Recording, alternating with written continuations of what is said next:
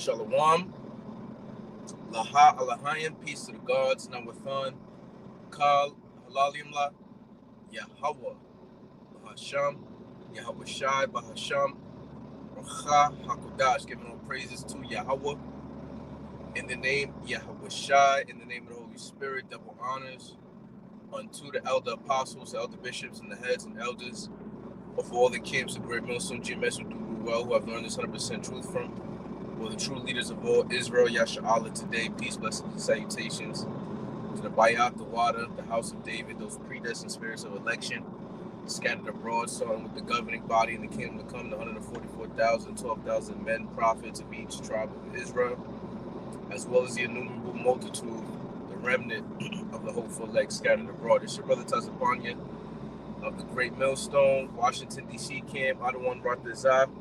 Lord willing, this in transit meditation before the plantation, quick hit, is edifying to the elect. So, in the title, I got Jacob's trouble. I capitalized Jacob's because Jacob was a son of Isaac, okay, and he had a twin brother, Esau. All right, and the Bible was centered, whether you can receive it or not, specifically on Jacob, but the I don't want to say the villain, I forgot the movie type term. All right, the antagonist and the protagonist. All right, so I would think the antagonist would be Esau, and everything is pretty much everybody else is NPC, non-player characters, just little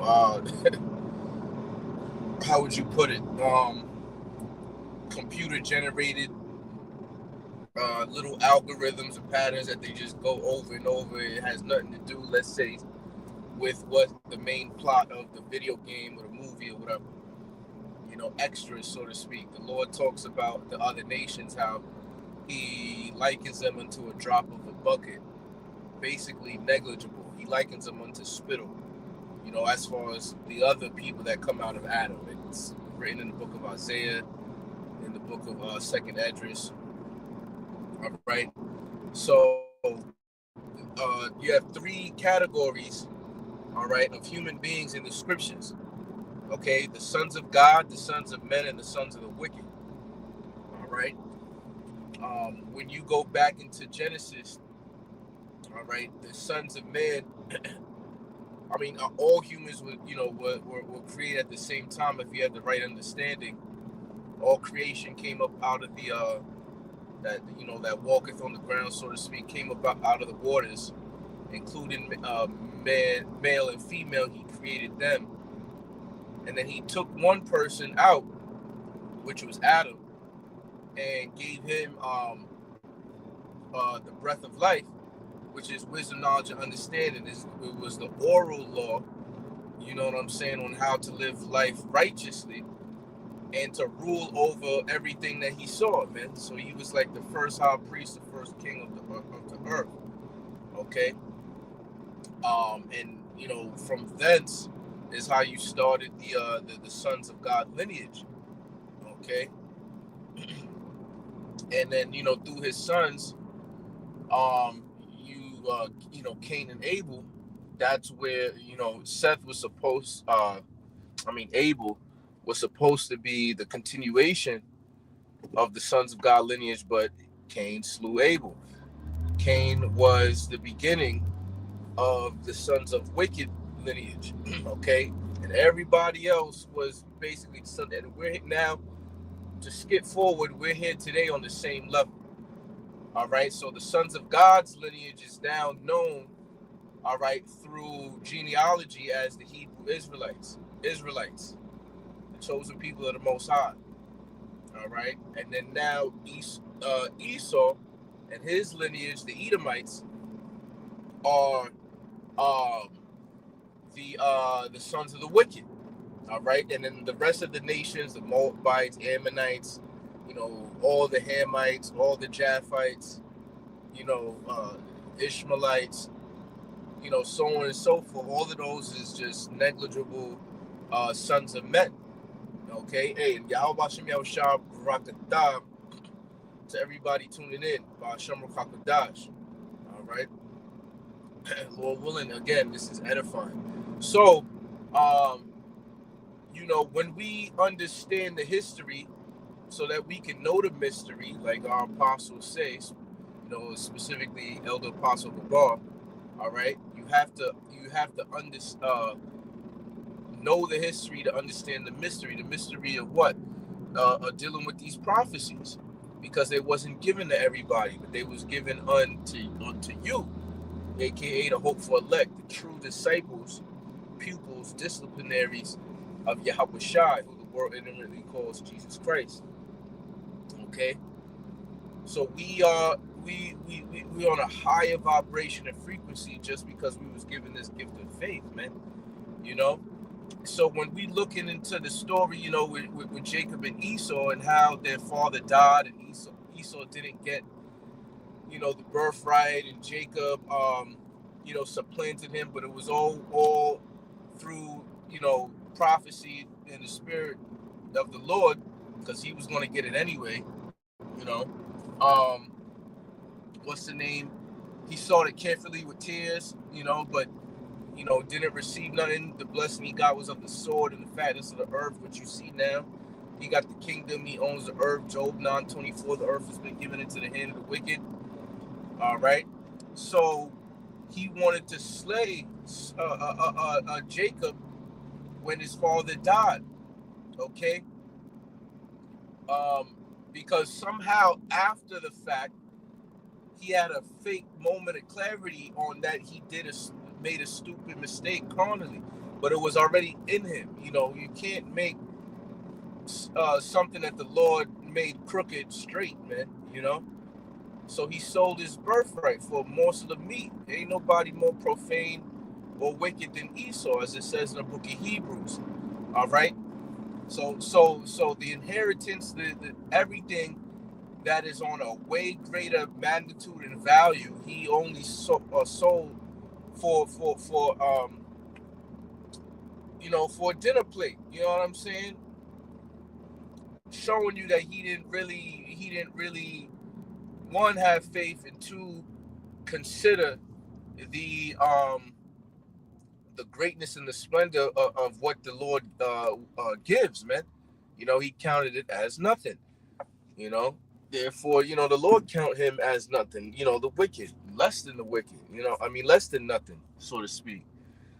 So, but the point here is that Esau wanted to kill Jacob. So meditating on that, Jacob fought, the angel. He turned the name into Israel. Jacob in the Hebrew is Yaquab. All right, and Israel is the same name as Yasha Allah in the Hebrew. Okay, he's a prince of the power. Okay, his lineage, he had 12 sons by 4 women. All right, and those are the patriarchs, all right, of the 12 tribes of Israel. So they're all related to each other, even though they might look different to each other. And through prophecy, all right, and the spirit, the men that we entered into labors, with, all right, that did the work before us. The spirit was working on them to reveal that the so-called Negro, Latino, Native American, all right, that had to deal with Esau, Edom in this new world, through, the transatlantic slave trade and things of that nature, all the true children of Israel. All right. And the trouble that is about to come down, since I'm landing the plane, so to speak, is going to be on you so-called Negro, Latino, Native Americans. Okay. So when we understand Jeremiah, chapter 30, verse 7, Alas, for the day is great, and no day like it, for it is the time of Jacob's trouble, but he shall be saved out of it. And if a brother want to post Jeremiah 30 and 7, Daniel 12 and 1, and what's the one in Matthew 24? I know there's one in Luke 12, I think, as well too, but the Matthew 24 one is good. But what's the name? You know, when you hear that word of loss, it's like something that is like so great to behold. You know, like I love like taking the time and reading the precept and really enjoying the savory meat, you know, of the spiritual food, you know, that you're consuming at the time, man. You know, so the day is great. We're talking about a great day, man. Something that is so astounding, something so amazing, something so astonishing that you cannot even really put into words. Like certain prophets had to describe this thing in the way that they seen it, you know, on how things is gonna go down. And we fully can't even fathom. We use movies, we use imaginations, we use the scriptures, the spirit to have an understanding of what could happen. But until we're actually in the moment, you know, that's like you ain't never been to a championship game before. You know, you're a basketball player, but you've watched all the tapes, every finals, all the playoff games, this and that and the third. You know what's going down, how they play, but you ain't never been in a situation before. So then you get to the situation and you like, yo, the environment, the aura is completely different. You know, so that's the type of time that we on. Like we know in part and we prophesy in part. So when you got Nero, Donald Trump, you know, I know brothers has probably already seen that video. I seen it as soon as it got put out there, but I really took the time to meditate on it, talking about the Portuguese shorty lawyer, you know, that was like, yo, if you a minority, you know, you a Batiman, you know, you know anything other than a white person, you know, fucking leave.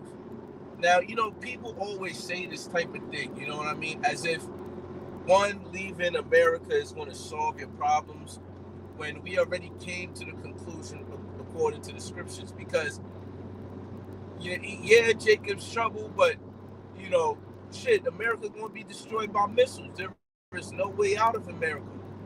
So if we was on some carnal shit, we would have been left America if we had the money to do so. But we you know, for the most part, one, we don't, and then two, we read that the Lord is going to save us, and which takes faith, you know, which is going to be via the so-called UFOs, you know, the chariots of the Lord. But you know that, oh, get out of America because it's going to be so bad because of the unrighteous decree. This is how you know that Isaiah 10 is another scripture with so much meat on it, verses 1 and verse 2. Because they write the unrighteous decrees to rob the fatherless and the poor of his people. Who are his people? The Hebrew Israelites, the so-called Negro Latino Native American. You see?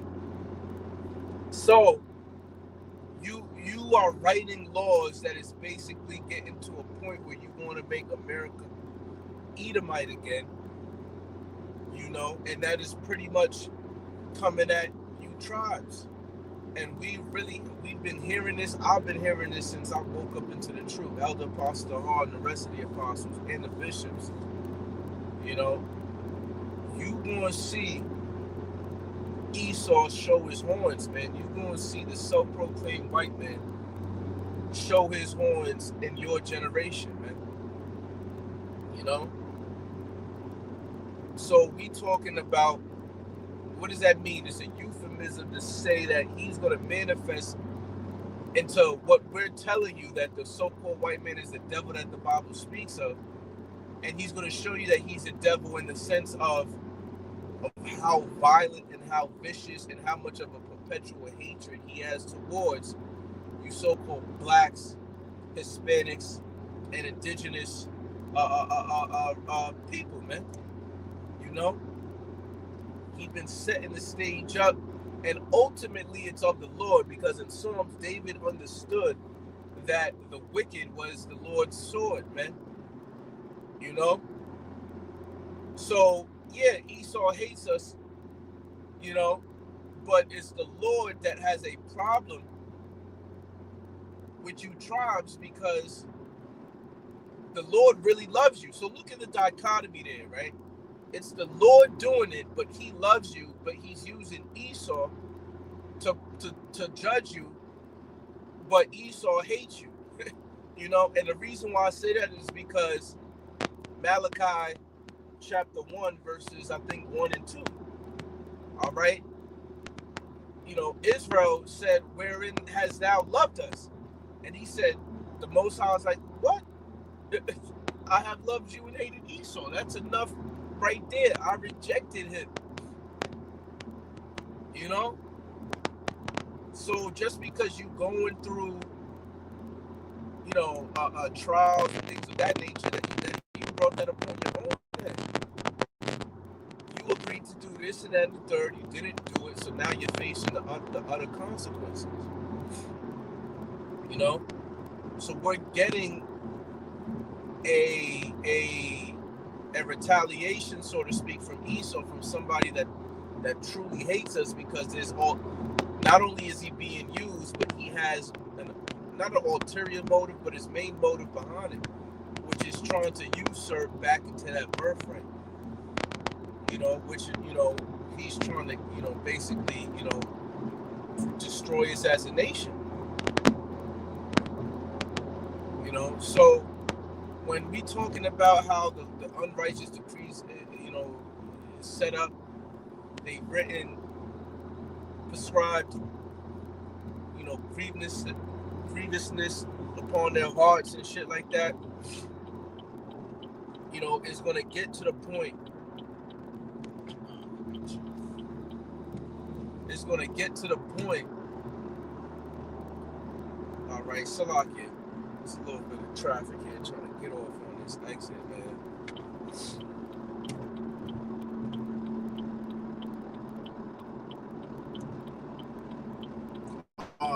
It's going to get to the point where, you know, Esau's going to go so hard that, you know, these people, talking about you Israelites, you Jake out there, that refuse that refuse the counsel of the Lord, all right, is that, you know, all of the scoffing and mocking you did at the prophets, you know, certain things is going to come to your head and you wish you should have listened, but at that time it's going to be too late, you know. You know, while this grace period, which we thank the Most High through his son, you know, for this grace period, that you took it for granted, man. You know. But let me see if I can find that precept.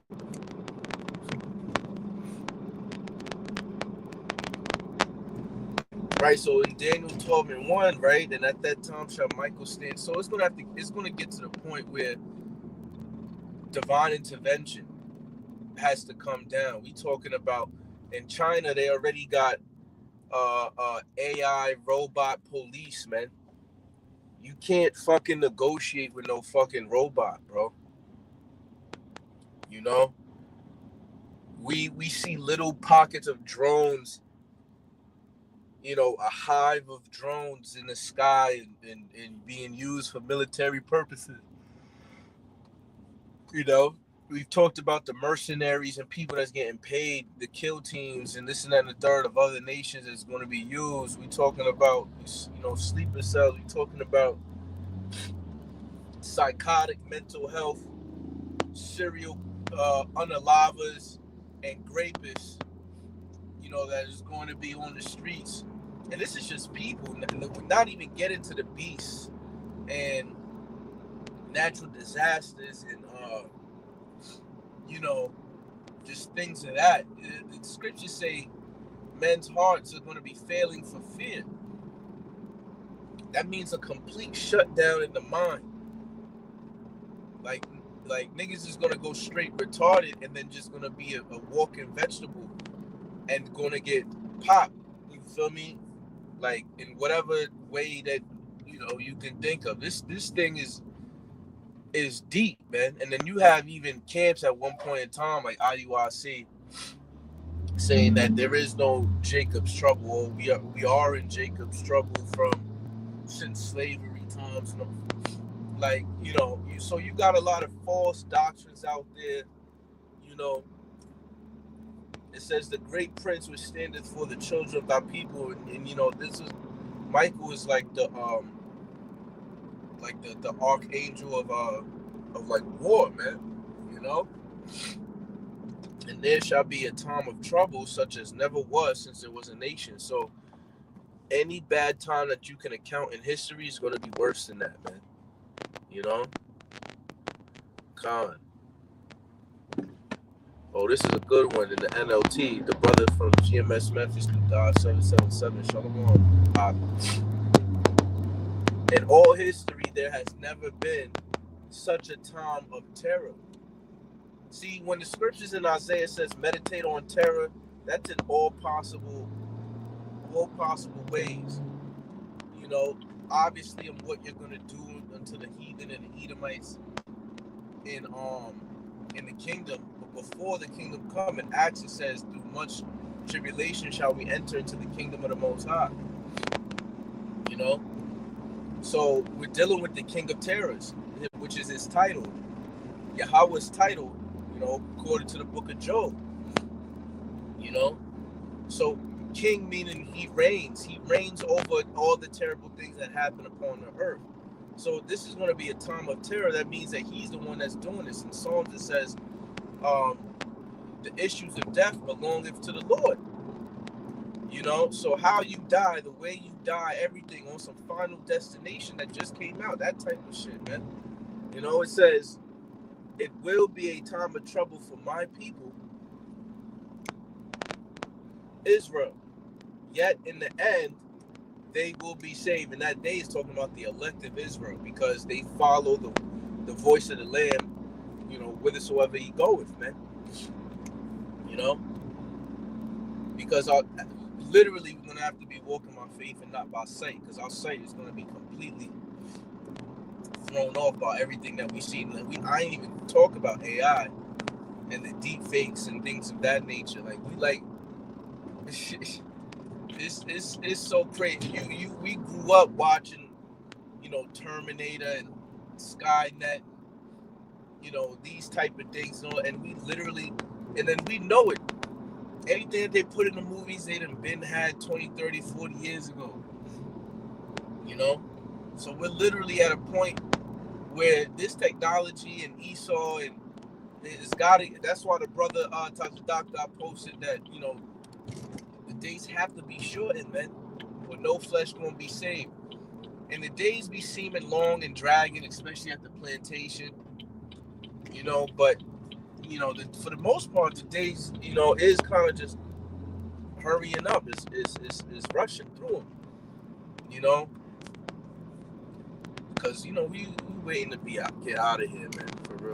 But yeah, so you got other people that is knowing that this shit is about to go down, and it's about to go down, bro. This summer might be a hot summer. You feel me? Hot in the sense of violence, man. What's going on. So we gonna see.